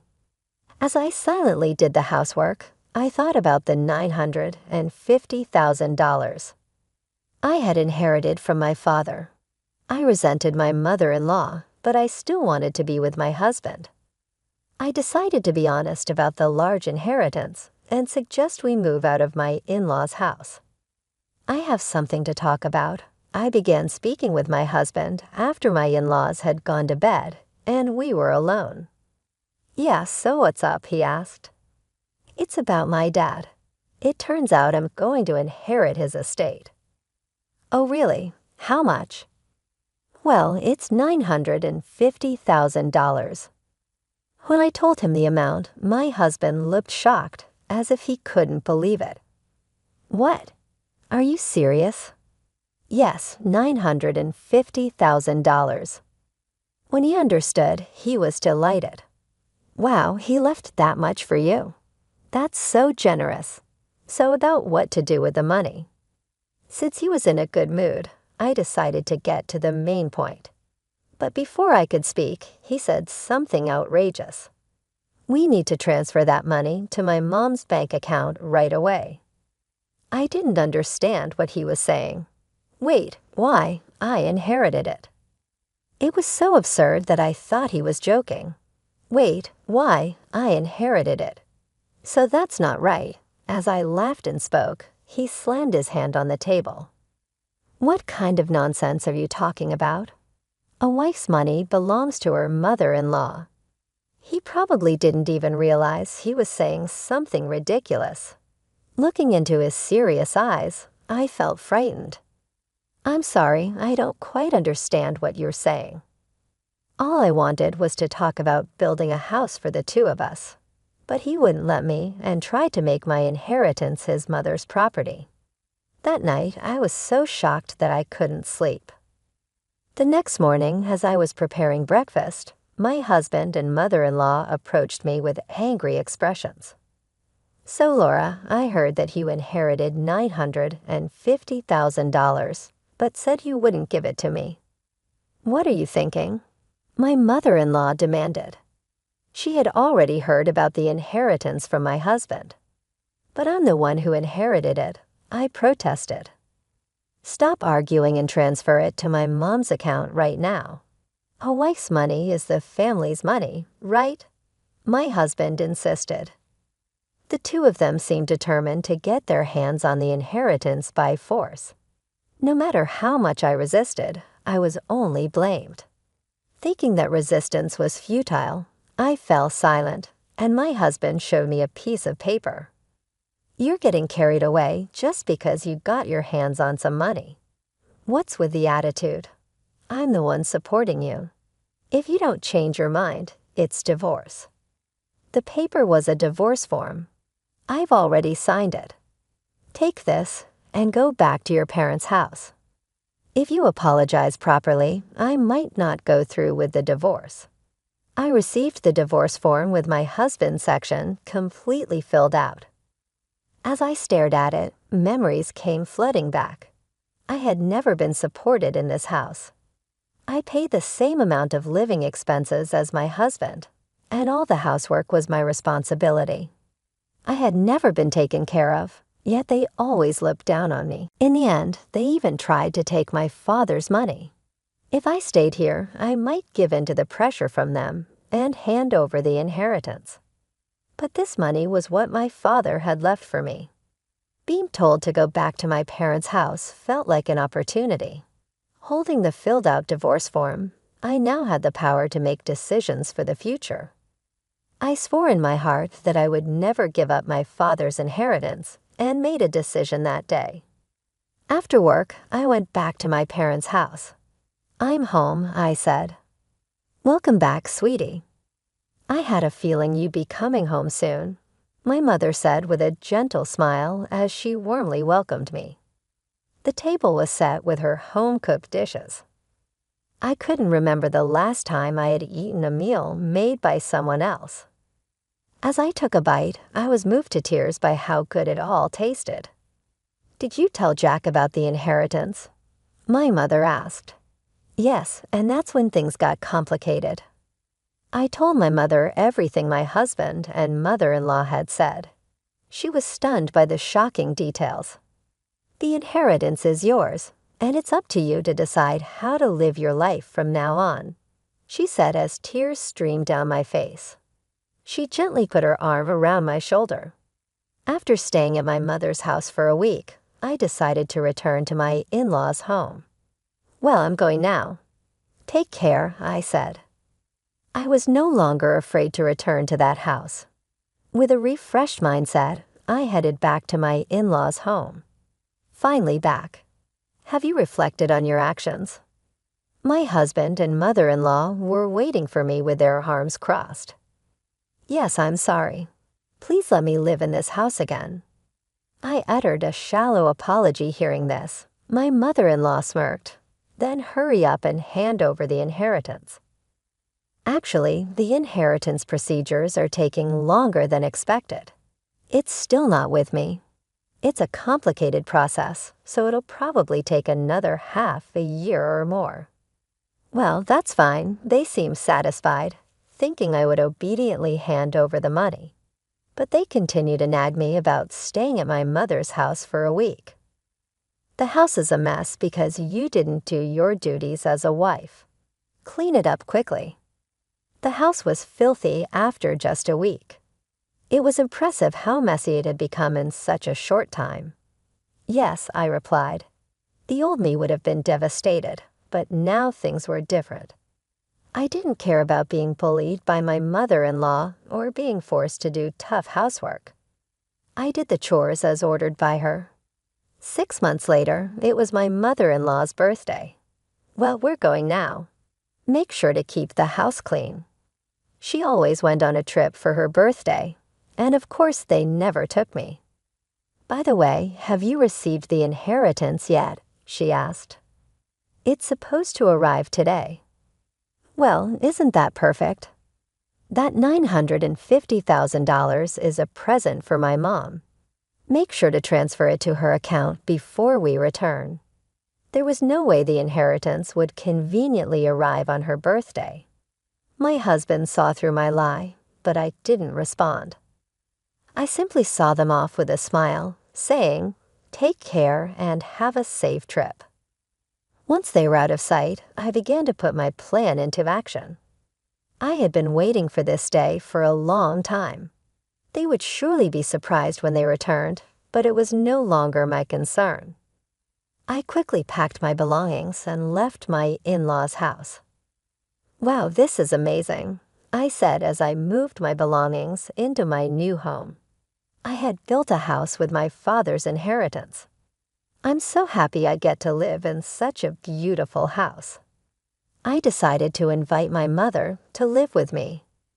I was truly happy that I didn't have to be bothered by them anymore. I sank into the soft sofa and felt content. Today was a celebration of our new home. My mother and I invited a chef to our home and spent a luxurious day. The next evening, I received a phone call from my husband. "Hey, what's going on?" My husband asked, confused because all my things were gone when they returned home. "I won't be coming back, so goodbye." I tried to hang up since I didn't want to talk to him anymore, but I could hear my mother-in-law shouting on the other side of the phone. "What the hell do you think you're doing? Where are you now?" "I can't answer that. You told me to clean the house, so I put my things away. That's not funny. Besides, you haven't transferred the inheritance yet. How many times do I have to say that a daughter-in-law's money is mine? I submitted the divorce papers. I'm single now." When I said that, my screaming mother-in-law suddenly fell silent. "We're strangers now. Goodbye." Imagining my dumbfounded mother-in-law, I hung up the phone and couldn't stop laughing. My heart felt so light now that I had nothing to do with that family. After that, my ex-husband called me many times. When I had time, I would answer the phone and let the abusive words from my ex-husband and ex-mother-in-law flow. I recorded those calls from beginning to end and decided to consult the police with those recordings. It's not uncommon for cases of harassment from an ex-husband. We'll issue a warning before it becomes dangerous." Fortunately, the police responded quickly and went to my former in-laws' house to issue a warning. For my image-conscious former in-laws, having the police come was damaging enough. Plus, the subordinate of my ex-husband, who lived nearby, saw the police coming. Since my ex was a prominent figure in the company, the rumor spread quickly. His subordinates and colleagues who didn't like him started to exaggerate the story and spread bad rumors about him. Eventually, the rumor reached the department I belonged to. I heard the police came. I'm divorced now, so I don't know much about it. What? You're divorced? Yeah, the bullying from my mother-in-law and my husband's abusive words were too much. I spoke in a slightly louder voice so that those around me could hear the gossip-loving employees. They heard this and spread the rumor even further. It didn't take long for my ex-husband's boss to hear about it. You've got quite a lot of bad rumors going around. What are you talking about? I hate men who can't cherish their wives. With such bad rumors going around, our reputation suffers too. So I decided to have you transferred. The transfer order given to my ex-husband was harsh. It was the branch office in the region with the worst performance. The area was called a landlocked island because there was no entertainment or anything of that sort around. You understand what being sent here means, right? His boss asked. Everything he had built up until now crumbled, and there would be no chance of promotion in the future. He accepted the transfer order and moved to the countryside without being able to refuse. As for my ex-mother-in-law, she must have been shocked by her son's lowered reputation and the fact that they could no longer live together. She became a complete shut-in and eventually developed depression. She also seemed to have dementia, as she frequently caused disturbances at home. My ex-father-in-law desperately took care of his deteriorating wife. Even if not related by blood, she was still an important family member. It was only natural that my ex-in-laws faced the consequences of their continuous harassment towards me. Now my mother and I are living happily together. We even started gardening in our spacious yard. If I were still in that house, I would never have found such a wonderful hobby. Having a hobby has invigorated me. My body, which was once worn out due to stress, is now healthy. I remember the day I moved into my new home. It was a bright and sunny day. My mother was there to help me, and we spent the day unpacking and setting up the house. It felt so liberating to finally have a place of my own, free from the constant pressure and mistreatment of my in-laws. We decided to celebrate by inviting a chef to cook a special meal for us. The food was delicious, and for the first time in years, I felt truly relaxed and happy. We laughed and talked about our plans for the future. My mother suggested we start a garden, something we'd both enjoyed but never had the space for before. The next day, we went to a nursery and bought a variety of plants and flowers. It was exciting to plan out our garden and envision how it would look once everything was in bloom. Working in the garden became a daily routine for us. It was therapeutic and brought us closer together. As the weeks passed, I noticed a significant change in myself. I was no longer stressed or anxious. My health improved, and I felt more energetic. The peaceful environment and the joy of gardening helped me heal from the emotional scars left by my in-laws. One evening, while sitting on the porch and enjoying the view of our blossoming garden, my mother turned to me and said, "I'm so proud of you, Laura. You've come a long way, and you deserve all the happiness in the world." Her words touched my heart. I realized how fortunate I was to have such a supportive and loving mother. I couldn't have made it through those tough times without her. One day, I received a phone call from my ex-husband. "Hey, what's going on?" he asked, confused because all my things were gone when they returned home. "I will be coming back, so goodbye," I said, trying to hang up since I didn't want to talk to him anymore. But I could hear my mother-in-law shouting on the other side of the phone. "What the hell do you think you're doing? Where are you now?" "I can't answer that. You told me to clean the house, so I put my things away. That's not funny. Besides, you haven't transferred the inheritance yet. How many times do I have to say that a daughter-in-law's money is mine? I submitted the divorce papers. I'm single now." When I said that, my screaming mother-in-law suddenly fell silent. "We're strangers now. Goodbye." Imagining my dumbfounded mother-in-law, I hung up the phone and couldn't stop laughing. My heart felt so light now that I had nothing to do with that family. After that, my ex-husband called me many times. When I had time, I would answer the phone and let the abusive words from my ex-husband and ex-mother-in-law flow. I recorded those calls from beginning to end and decided to consult the police with those recordings. It's not uncommon for cases of harassment from an ex-husband. We'll issue a warning before it becomes dangerous. Fortunately, the police responded quickly and went to my former in-law's house to issue a warning. For my image-conscious former in-laws, having the police come was damaging enough.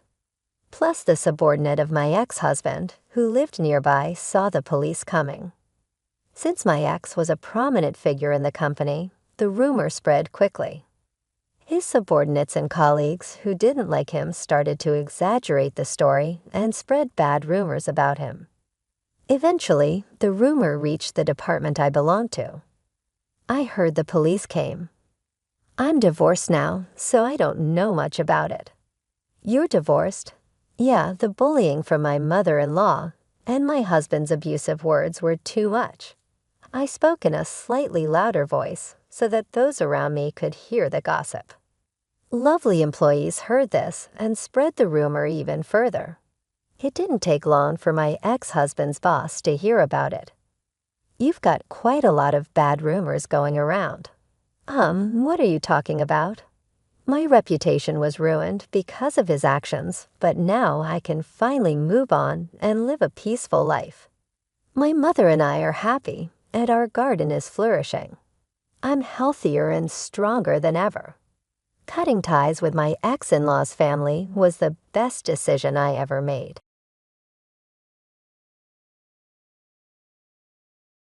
I'm Mary, 38, female, originally from Colombia. I'm going to tell you a story about my toxic ex-husband. I was 23, tired of my toxic family drama, and dreaming of a better life. So I hopped on a plane and touched down in the Lone Star State. Damn, the heat hit me like a brick wall. It was like walking into an oven, but hey, at least it wasn't my family's drama. Now, I didn't exactly roll into Texas with a suitcase full of cash. Nope, I ended up in a women's shelter for a bit. Let me tell you, those ladies were a lively bunch. We had everything from aspiring poets to DIY beauty experts. Living there was like being part of a quirky sitcom minus the laugh track. But you know what? I loved every minute of it. We'd swap stories, share our dreams, and heck, we even had a makeshift karaoke night. It was like finding a little family away from home. All right, buckle up because this part of the story is straight out of a romance movie. There I was, minding my own business in the shelter one day, waiting in line for some mystery casserole or whatever they were serving that day. And then in walks Levi. Normally, people coming into the shelter was no big deal. We got social workers, volunteers, and folks wanting to donate blankets or canned goods. The place was just a revolving door for all sorts of people. But when I saw Levi, y'all, it's like my heart hit the floor. I mean, who invited Prince Charming to the homeless shelter? I sure didn't. This guy was drop-dead gorgeous, and I was just standing there with my tray thinking, what in the world is he doing here? I'm not going to lie, he looked like he stepped out of a GQ magazine. Our eyes locked, and he caught me staring like a deer in headlights. But instead of being weirded out, he grinned like he just won the lottery and made his way over to me. My English at the time was, let's say, a work in progress, but Levy didn't seem to mind. He was patient, kind, and genuinely interested in getting to know me. He drops this bombshell, calling me beautiful, saying a girl like me shouldn't be in a place like this. I was thinking, you got that right, Levi, but I played it cool. Turns out this handsome fellow was one of the social workers assigned to help out. There were a lot of the ladies who were dealing with PTSD, anxiety, and depression, so he decided to take on extra shifts just to help out a bit more. But after a couple of weeks, he told me the real reason he wanted to take on extra shifts.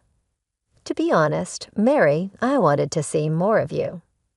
Really, yeah, it's crazy to say it out loud, but you make me feel really good, and I want to see more of you. Let me tell you, that man had me blushing more than a schoolgirl with a crush. Fast forward a few months, and it was pretty obvious to everyone at the Women's Center that Levi and I were basically a thing. We didn't slap any labels on it, but we weren't scared of hiding it either. We just rolled with it. Levi just got me, you know. He made me feel seen and heard in a way nobody else ever had. Living in the shelter was like being in a fishbowl. Some folks were happy for us, cheering us on like we were a real-life fairy tale. Others were a mix of jealous and bitter, and then there were the ones who simply didn't care. But hey, I was happy, and that's what mattered. After a while, Levi told me he had something to tell me. What is it, Levi? I want you to move in with me. Please say yes. Did I hear that right? He wanted me to leave the shelter and be with him. That was insane. I'll admit, I hesitated for a hot minute. Moving in with a guy I'd known for less than a year sounded crazy, but life's short, right? So I thought, why not? I took the leap. Levi and I moved into our little love nest, and let me tell you, it felt so freeing. From a women's shelter to an actual home, talk about moving up in the world, just like I always wanted. And just when I thought life couldn't get any better, Levi pulled out all the stops. He goes down on one knee and proposes on New Year's Day, right when the countdown hits 0. Romantic as all get out, right? That man lifted me off my feet and took me straight to cloud 9. He was always pampering me, buying me gifts, telling me how much he loved me, how much he cared. I mean, who needs a fairy tale when you've got Levi, right? It was like living in a constant state of bliss, and I wouldn't have it any other way. Life was good. Life was perfect. So after riding that honeymoon phase high, Levi drops a bomb on me. 3 months into our wedded bliss, he came up to me and said, "Hey babe, there's something I want to tell you. I want you to meet my friends. I think it's time." Now you might be scratching your head, thinking, how did you not know about his friends this whole time? Well, folks, it's a little more complicated than it seems. See, Levi always told me he didn't really have friends, that his only buddies were his coworkers, whom I knew from the shelter. But out of the blue, he springs these dinner plans with some people who were his old school buddies. And get this, they were big shots. Businessmen, lawyers, not exactly the usual crowd for a social worker. Why didn't you tell me about these fancy-ass friends of yours? What am I even supposed to wear? Don't worry, babe. I got you covered. But babe, these people are big shots. You said it yourself. I'm going to need an extra fancy dress or something. Now imagine my surprise when Levi continues to spill the tea.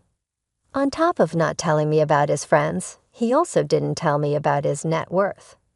Turns out he was not just a social worker because he's a good dude. No, he comes from a wealthy family. Social work was just a thing he did on the side because apparently he loved it. That's why he could afford all those fancy gifts he'd been showering me with. I got to admit, I was hurt. I mean, the man lied about his identity and kept me from meeting his real friends. It felt iffy, you know. But then I tried to be reasonable. Love makes you do crazy things, right? I figured maybe he was just caught up in the whirlwind of our fast-paced life, and it was better late than never.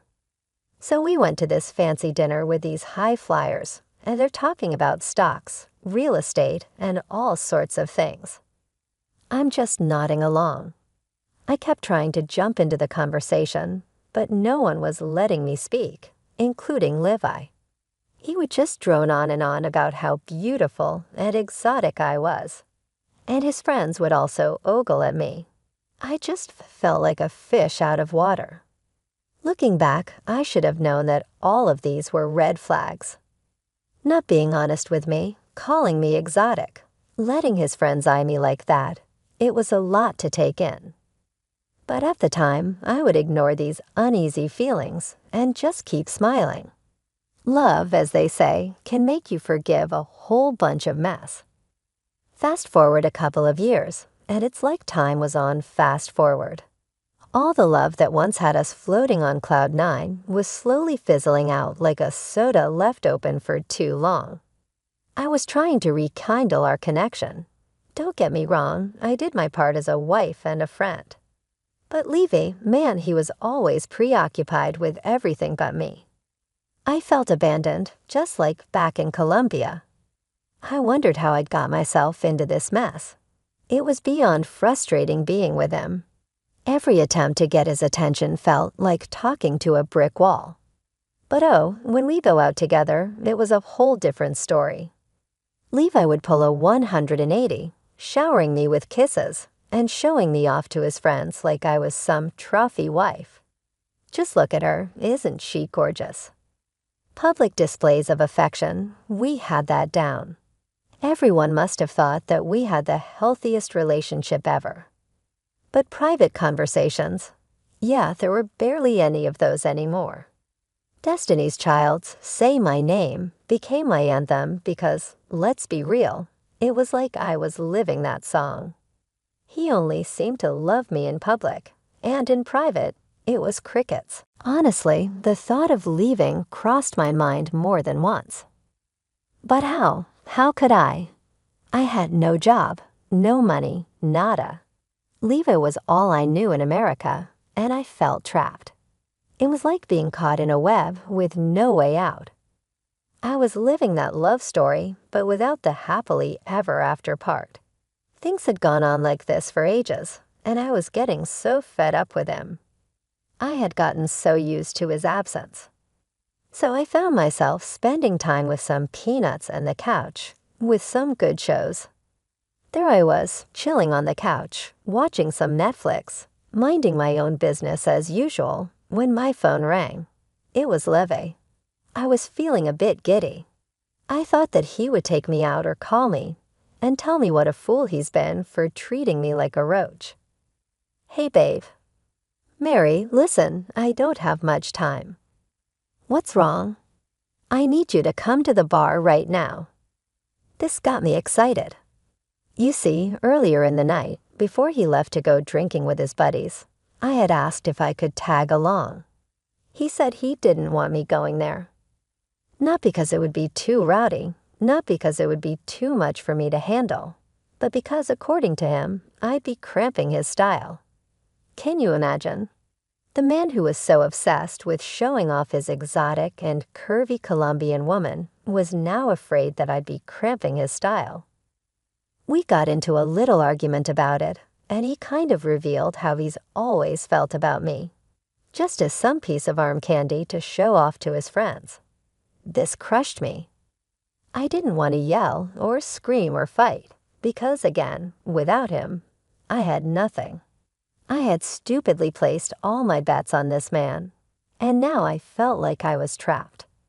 So you can understand why I felt a bit hopeful when he invited me to the bar. I thought that he finally wanted to hang out with me. You want me to come? Really? Yeah, babe, quickly. I'll send you the location. Just hurry. Okay, what are we going to do when I get there? That doesn't matter. Just come quickly. My friends want to see you. Oh yeah, so what time will you get here? You know, Levi, I'm sick of you fetishizing me. What? What the hell are you talking about? You always parade me around your friends like I'm some doll. I'm not coming. Mary, I swear to God. You didn't want me to come in the first place, right?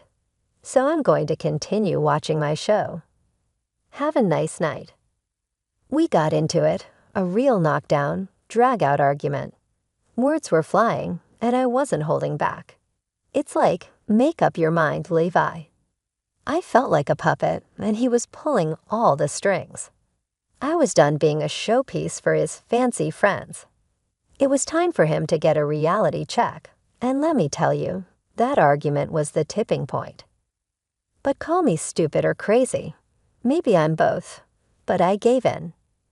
Levi started showering me with all these words and promises on how he was going to do better, telling me he was sorry for everything he had done, and that he needed me right now.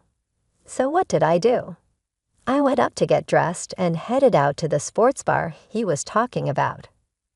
I got into my car and made my way to his location.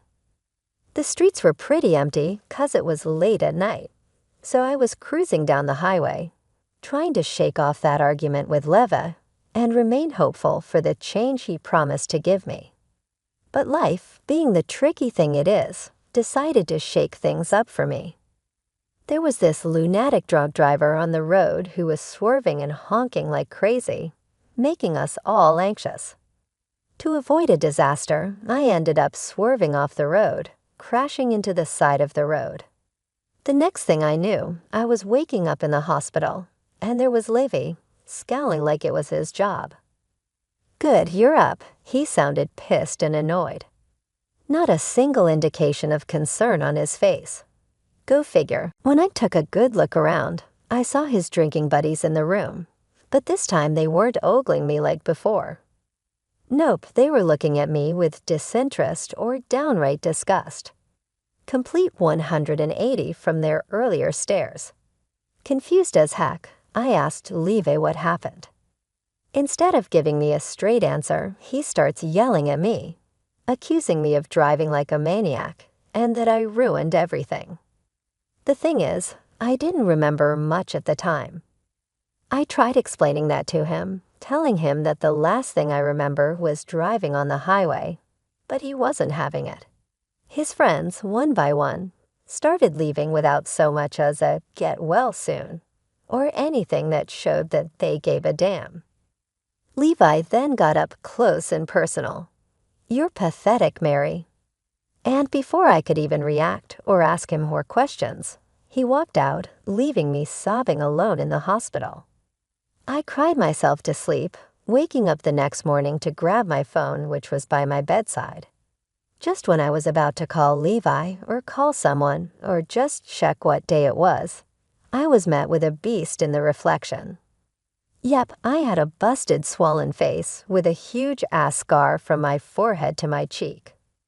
I tried touching it, praying it wasn't real, hoping that this was just some scary-ass nightmare, but the pain was confirmation enough that it was all too real. I searched around the room for a mirror, and I saw one in the corner. I shifted up on my elbows to get a better look at myself, and sure enough, staring right back at me was what I saw in the phone. A beast I couldn't even recognize myself. I was hideous and scarred. Confusion took over, and the tears just kept coming. That's when the doctor walked in, saw how upset I was, and decided to sit down, trying to calm me down. Life had taken a sharp turn, and I was lost in a maze of pain and betrayal. The doctor laid it all out for me, explaining how I got into this accident. But when I asked about Levi, he looked upset and handed me an envelope, saying he'd give me some privacy to read it once he left. I tore that thing open, and there it was, a letter from Levi saying all sorts of crazy stuff. "Mary, I'm sure you know that it was bound to come to this. I don't love you anymore. I don't think that this is going anywhere, and I'm sure you feel it too. So that's why I have to release you with love. I have to let you go because I need you to do better for yourself, and I need to do better for me too. I can't possibly imagine a life with you after this accident. It scared us both. Wow, really? Because last time I checked, I was the one with scars. No one would want to wake up next to a scary face every morning. It would drive the strongest man insane. So that's why I want a divorce. We both deserve better. He went on to say he'd graciously cover my medical bills because he's just such a kind soul.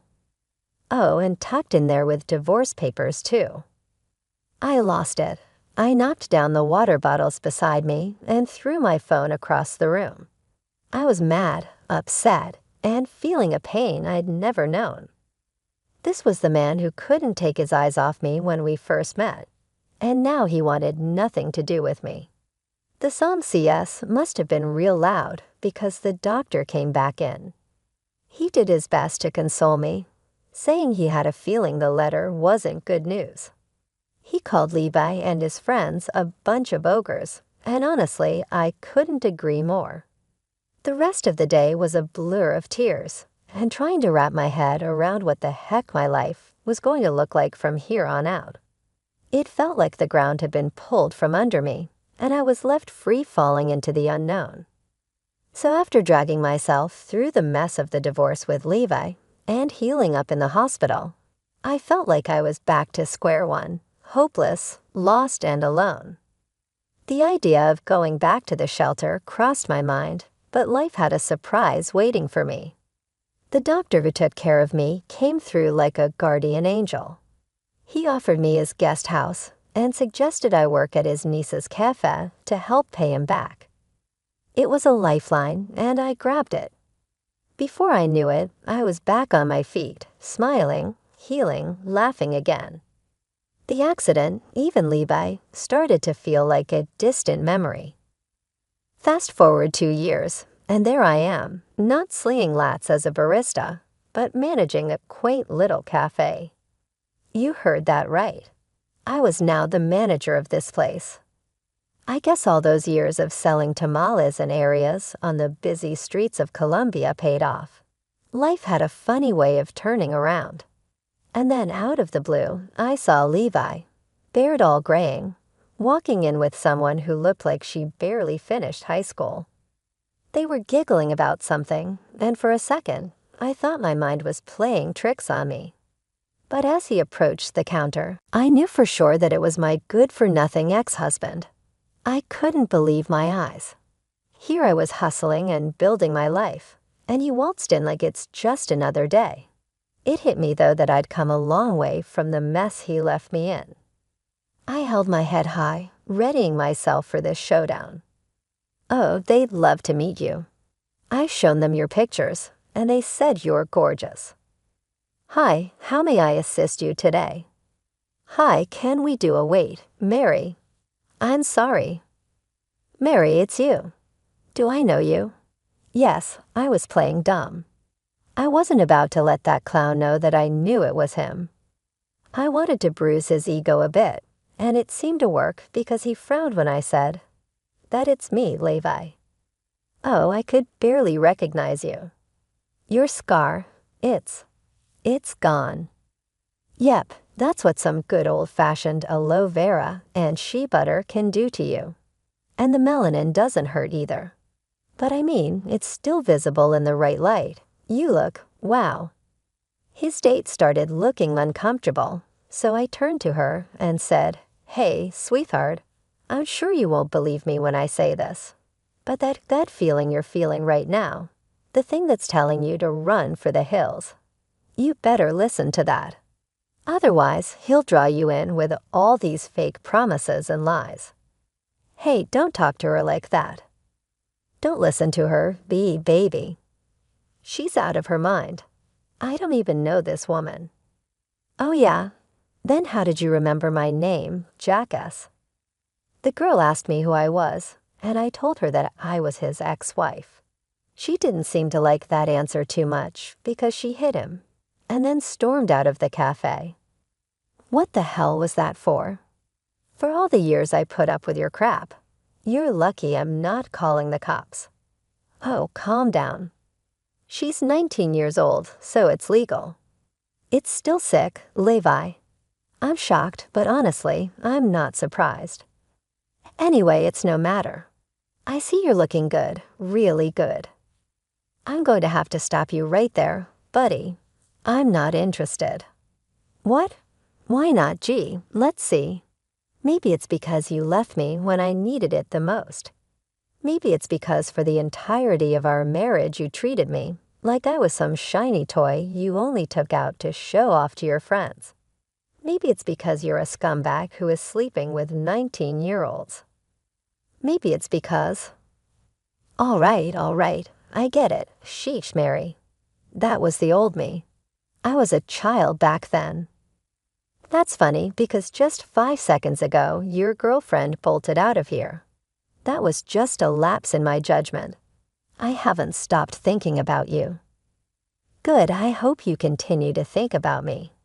I hope that every waking moment you're haunted by the things you did to me. I hope you wake up with panic attacks. I hope you never feel any type of peace because you don't deserve it. You're a weak, pathetic, sick man. I'm not even sure if Jesus himself can save you. You're hopeless. You're worthless. You're the one who's pathetic. Levi looked like he wanted to cry. All of my patrons were looking at him with disgust, as I may or may not have shared my story a couple of times already. Levi started stammering and stuttering, trying to come up with an excuse, but all I did was stare at him silently, letting him know that there was nothing he could do or say to me to make me change my mind and get back with him.